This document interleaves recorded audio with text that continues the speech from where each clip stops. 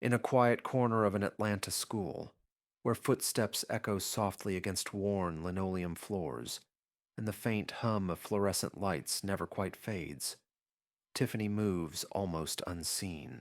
The janitor's cart glides silently down the hallway as she wipes away smudges on lockers and sweeps crumbs under desks. But during her lunch break, something extraordinary happens. Tiffany isn't just cleaning, she's teaching a little boy to read. And what if, just beyond the door of the teacher's lounge, a man whose fortune could rewrite her story is about to step inside? This is a tale about unseen strength, about kindness blooming in shadows, and about a world on the cusp of change. Tiffany adjusted the straps of her rubber gloves and glanced out the cafeteria window, where the last of the lunchtime rush trickled away. The smell of spilled ketchup and the faint tang of disinfectant hung in the air, mixing into the familiar scent of her daily grind. She pushed her mop against the floor with steady pressure, the squeak punctuating the quiet hum of conversation in the distance. It was early afternoon, but the school still buzzed with restless energy. Footsteps, laughter, the distant scrape of chairs. At 32, Tiffany was small in stature, her skin a deep, rich brown that glowed faintly under the harsh school lights. Her hair was tucked neatly beneath a faded cap, strands escaping in soft curls around her face. She wore the standard janitor's uniform, plain, functional, a little threadbare at the seams, and moved with the practiced grace of someone used to being overlooked. Teachers and students passed by, heads down, eyes elsewhere, rarely sparing her more than a glance. That invisibility was both a shield and a wound. She had lived with it for years. Years ago, Tiffany had dreamed bigger. She'd finished college with a teaching degree in her hands and a heart full of hope. But life, with its sharp edges, had other plans. A father's illness, a younger brother to care for, bills that stacked higher than her dreams. The teaching job she wanted slipped through her fingers, replaced by cleaning shifts and silent hallways. Yet inside her, the ember of that passion smoldered, barely flickering, but never extinguished. Every day was a rhythm she knew by heart. Mop, broom, bucket, repeat. The corridors echoed with the sound of her work boots, steady and sure. The faint chatter of children spilled from classrooms. She often caught snippets of conversations, the excited rush of learning she yearned to be part of. But the staff rooms and offices belonged to others, and she was always just beyond the glass, a shadow in the background. Her paycheck, barely scraping $11 an hour, stretched thin across rent, groceries, and the occasional treat she denied herself. The small apartment on the outskirts of town was modest, the walls worn and the air thick with the scent of old wood and memories. She kept to herself, save for a few nods exchanged with other staff, often the ones who dismissed her with quiet jokes, muttering that she was just the janitor, not really school material. But there was one boy who made all that fade.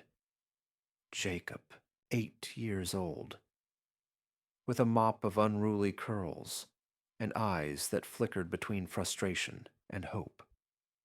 He struggled in class, the letters jumbling on the page, the sounds tangled in his mind. The teachers had labeled him slow, and some kids whispered behind his back. But Tiffany saw something else. She saw potential. She saw a fight.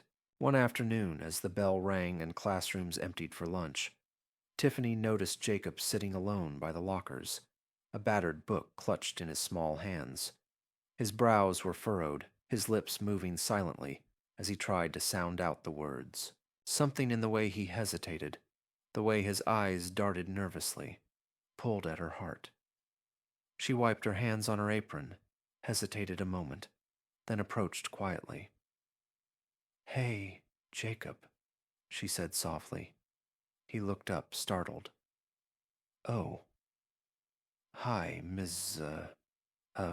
Tiffany. Mind if I sit?" she asked, lowering herself onto the bench beside him. He shrugged, eyes wide. Want some help with that? She offered, nodding toward the book. Jacob bit his lip but nodded slowly, and so it began. During her lunch breaks, Tiffany would find Jacob in that same spot. Together, they sounded out letters, traced words with fingers, and slowly, the jumble of letters started to make sense. Tiffany's voice was gentle but steady, patient beyond measure. She wrote words on scraps of paper, made up little games, celebrated every small victory. But inside, doubt gnawed at her. What if someone saw? What if they told her to stop? This wasn't her place. She was just the janitor, not a teacher. The rules were clear. She was to clean, not interfere.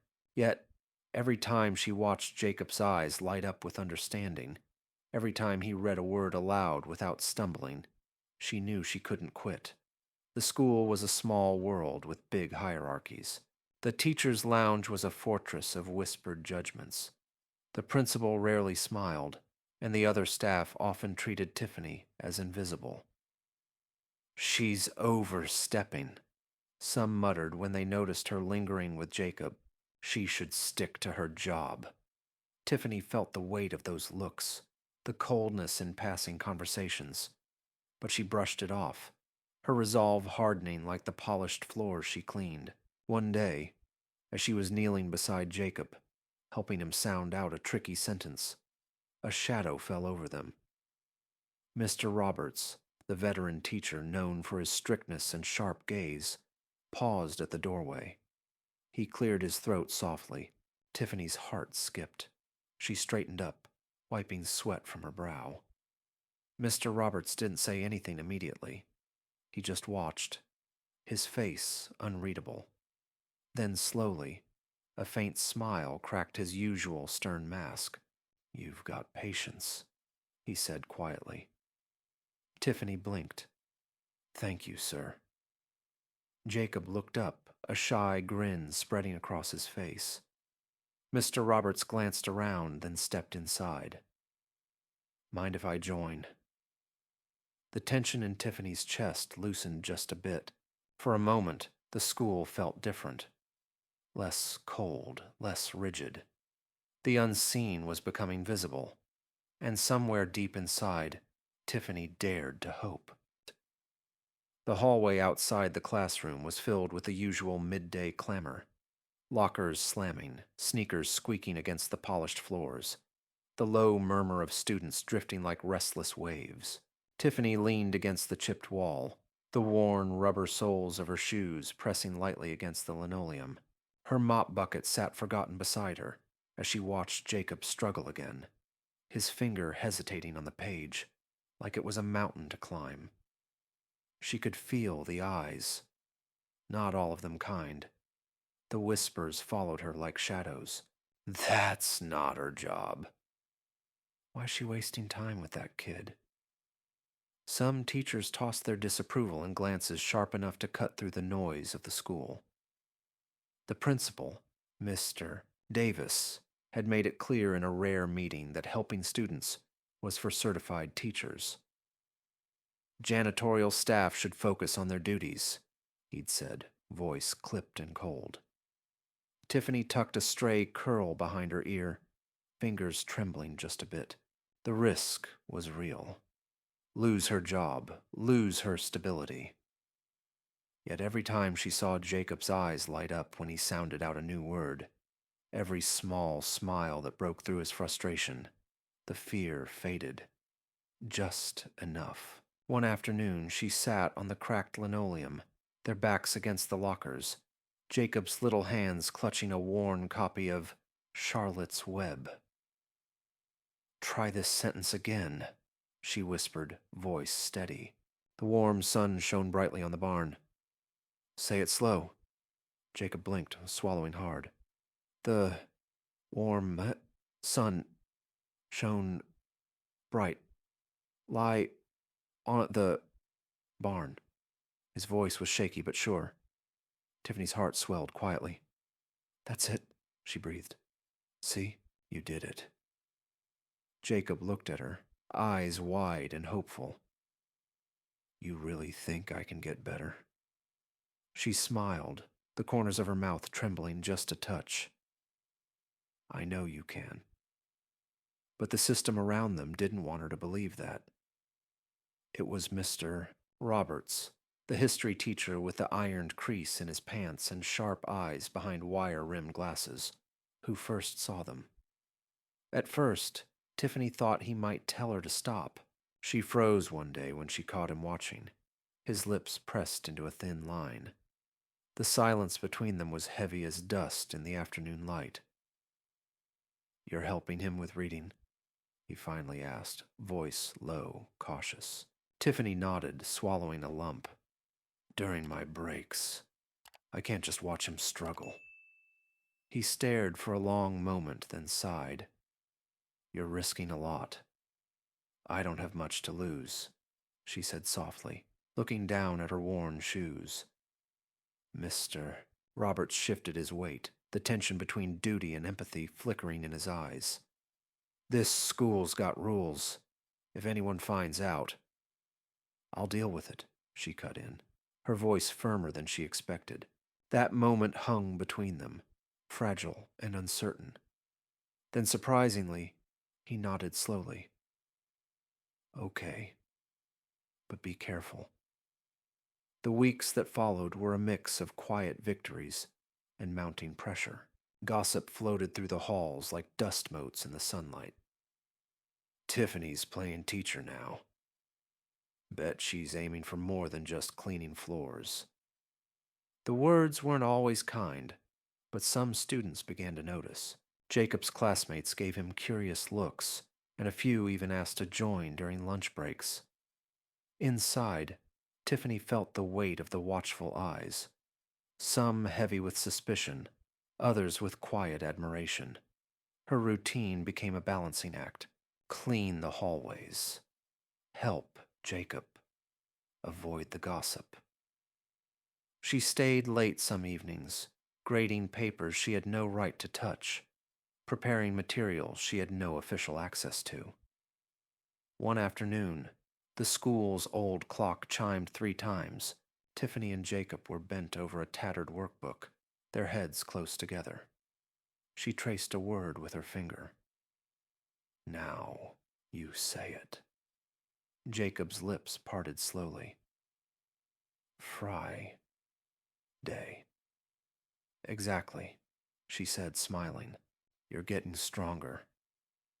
Before she could breathe, the door creaked open. Mr. Roberts stepped in, the sharp lines of his face softened. May I? He asked, nodding toward the book. Tiffany hesitated but stepped back. I sir, he knelt beside them, adjusting his glasses. Let's try this together. Jacob's eyes flicked between them, confusion and excitement mingling. As they read, Mr. Roberts's voice was calm, patient. Not the strict tone Tiffany had known. The small shift surprised her. When Jacob stumbled, Roberts didn't scold. He encouraged. Later, as they closed the book, Tiffany saw something different in Mr. Roberts's eyes. A flicker of respect, maybe even hope. After he left, Tiffany sat back against the lockers, heart pounding.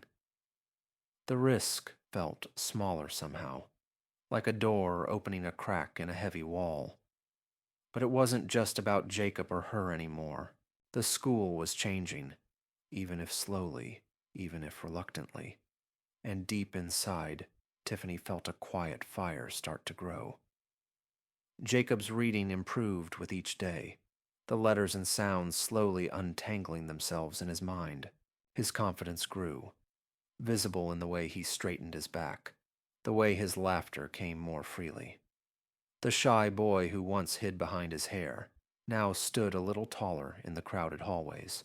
One evening, as the sky outside dimmed to a bruised purple, Tiffany sat at the kitchen table of her small apartment, surrounded by scattered books and handwritten notes.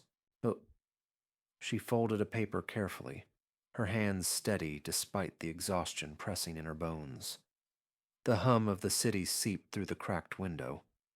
Distant horns, the chatter of late-night passers-by, the occasional siren's wail. Her phone buzzed on the table. A message from Mr. Roberts. "Keep going. I'll support you." She read it twice, the words sinking in like warm rain. No promises, no fanfare. Just a simple lifeline. That night, Tiffany dreamed of classrooms filled with light, of children's faces glowing with understanding, of her own reflection no longer blurred by shadows. The next day, the school buzzed louder than usual. Parents gathered for a meeting. Teachers whispered behind closed doors. And in the midst of it all, Tiffany carried on. Quietly, stubbornly, with a heart full of hope. Jacob's name was called during the assembly, and the room hushed. He stepped forward, clutching a book, and read aloud with a voice clear and steady. The applause was small but sincere, and Tiffany felt tears prick the corners of her eyes. Later, in a quiet hallway, Mr. Roberts approached her again, this time with a small stack of reading materials. "For Jacob," he said simply, "and for you." She accepted them, fingers brushing his briefly. No words were needed. The invisible woman had become something more, a beacon in a place where light had been scarce. And somewhere beyond the classroom walls, the world was starting to notice. The auditorium lights dimmed to a soft glow, casting long shadows across the faces of parents, teachers, and students gathered in the worn seats. The air smelled faintly of polished wood and old paper, mingled with the subtle trace of fresh flowers placed near the stage, a small gesture for the evening's occasion. Tiffany stood just off stage, the hum of whispered conversations brushing against her, like a breeze she couldn't quite catch. Her hands clenched the old janitor's badge pinned to her uniform, the cold metal grounding her amid the nervous flutter in her chest. The story she never imagined telling was about to unfold in front of everyone. Mr. Roberts stepped up to the microphone first, his voice steady but warm. "Tonight, we recognize a remarkable courage and kindness that has quietly transformed our school. Tiffany, our janitor, took it upon herself to help a student struggling with reading, not because it was her job, but because she believed in him." A murmur rose through the crowd, some skeptical, others moved, and Tiffany felt her heart pound against her ribs like a drum. She stood a little straighter, feeling the weight of years spent invisible press down, then lift in waves. No one spoke yet, but the silence held a fragile tension, waiting to be broken. "Jacob," Mr. Roberts continued, nodding toward the young boy standing beside Tiffany, "has made incredible progress.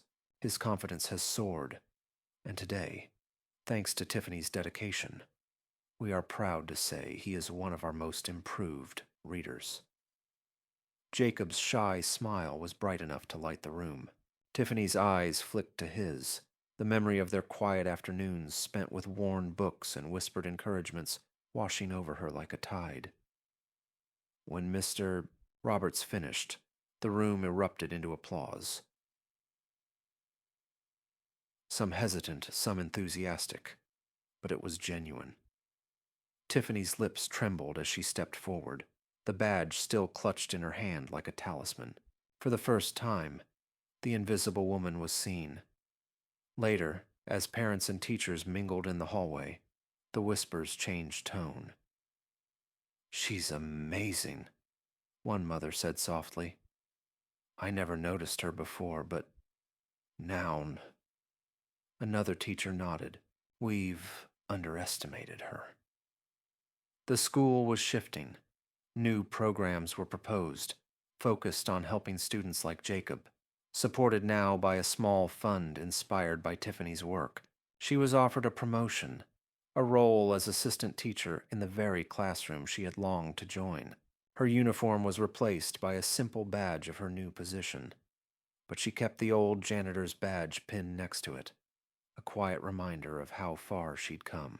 The chipped lunchbox she carried every day, once just a container for her modest meal, now symbolized the care and generosity she poured into every child she helped.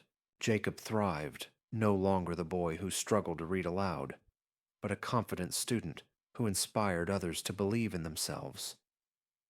Tiffany watched him grow with a pride deeper than any words could express. The story spread beyond the school walls, reaching local news and community leaders. A scholarship fund was established to support children facing learning challenges, and Tiffany found herself at the heart of a movement she never imagined leading. One afternoon, as she packed up her lunch in the sunlit staff room, a voice broke the quiet. "You know," Mr. Roberts said, smiling softly, "you didn't have to be someone famous to change the world here." Tiffany looked up, her eyes steady. "You don't have to be important to do important things," she replied. They shared a quiet moment, no grand speeches, just the understanding that real change often begins with small acts of kindness and courage. And in that unassuming school in Atlanta, where footsteps once passed by without notice, a janitor had rewritten not just a boy's future, but the future of many. The world had finally seen her,